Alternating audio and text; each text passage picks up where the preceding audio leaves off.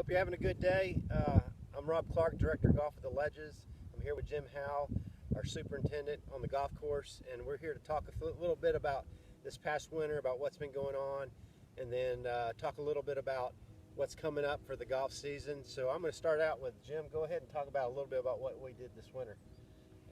First I want to talk about is the putting greens and our aerification process, which I think we all know is the most important thing that all superintendents have to do. However, the golfers really don't like it. But it's been a cool season.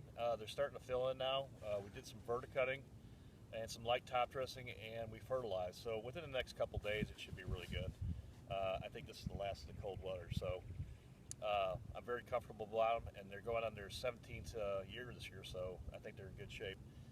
The other things we did was, as you know, we've tackled number 10 and 18 fairway this year. We moved about 1.5 acres of contaminated Bermuda sod, and then replaced it with Myers Zorgia. So that's really come along well. And our plan is actually to move over to number 7 and 8 and start those too. I think everybody's read a little bit about the new Lynx irrigation system.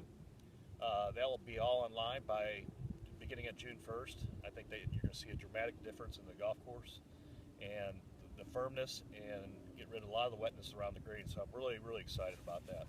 One of the questions I get a lot with the members is how long will these greens last? You said they were 17 years old earlier. I mean, they could last forever. I mean, really, by the way we handle it. Well, I think a lot of it has to do with you got to have sound programs. I mean, and aerification obviously is the most important. Absolutely.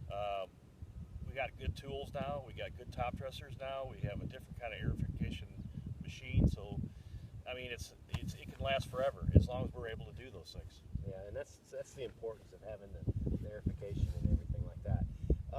One of the things we've talked a lot, you and I have talked a lot about this winter, is the golf cart policy and the importance of making sure the golf carts remain in the conditions that they are announced each morning. Can you talk a little bit about that in terms of how it affects the golf course, and then I'll talk maybe a little bit about how it's hard for us to get everything handled? Right. Basically, every morning, my assistants Drew and Alan and myself will make a call on cart path conditions for today. Sometimes, if we get a rain event that night, we have to check the golf course, so we can't get actually the conditions for the day right away. So you might have to be a little bit patient on that. And sometimes those conditions will change during the afternoon. We've changed it a lot. And as we have right now, we have cart path only, which means you got to stay on the cart path. We got carts in the rough, that's fine. And then you got 90-degree rule.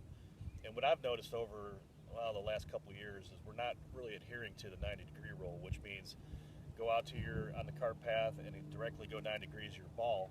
A lot of people are just skipping that and going straight down the fairway. And the other part is when they see the cart sign that has an arrow on it, go to that cart sign, go 90 degrees. Don't go straight forward until you get up towards the green. We have a lot of issues with that. And the other thing we're seeing a lot of, we are beyond saturation right now. We've had a lot of rain this winter, and we got soggy, wet conditions. We got springs on certain holes like number 8. And sooner or later we'll get those drains, but we got to keep the golf carts off those areas. Yeah, I would say that's something that's very frustrating on our end. And I know the way it works is Jim contacts us every morning, and then we send an email out. We also, in terms of what the conditions are, we also have a scorecard color. If it's red, it's cart path only. If the scorecard's green, it's 90 degree. And then we also communicate as you check in. It's very frustrating and very difficult for us if we're cart path only and we're getting calls from golfers on the golf cart saying on the golf course saying that other golfers are asking if we're 90 degree, and then we say no, and they say, well, there's golf carts out on the golf course.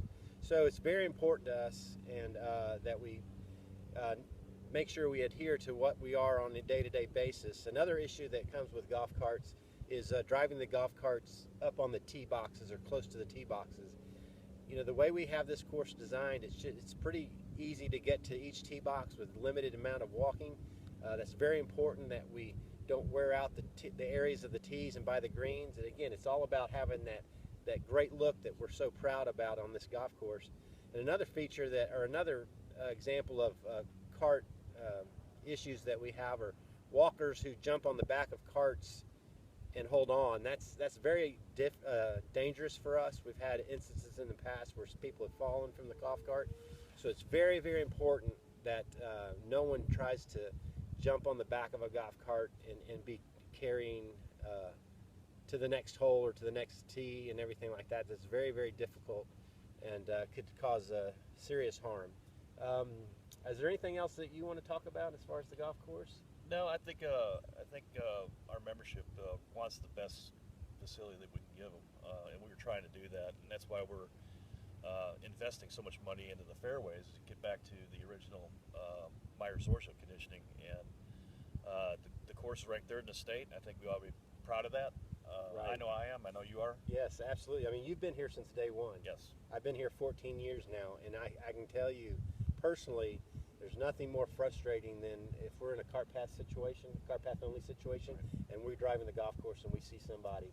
And I don't think they purposely try to do that. I just don't think they're paying attention or they're not getting their email. So it's very important that you do us a favor and help support that, because it's only going to make the golf course better. It's going to make better playing conditions for everybody.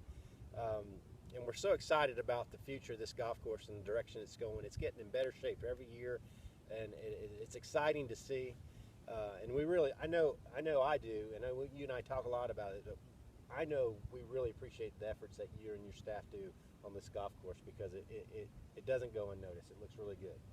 Thanks. All right, a couple other things real quick. This week we've got opening day tournament to kick off the season. We hope you'll sign up. It's Saturday morning, 9 o'clock shotgun. It's going to be a little chilly at the start, but I think it's going to be good by the time the sun gets up and starts warming things up. And then we've got also King of the Mountain, which is a match play tournament that we've started this year. You got to sign up by the end of this month, and then it'll go all summer long. Guys, come out and play golf. It's in perfect shape. Look forward to seeing you.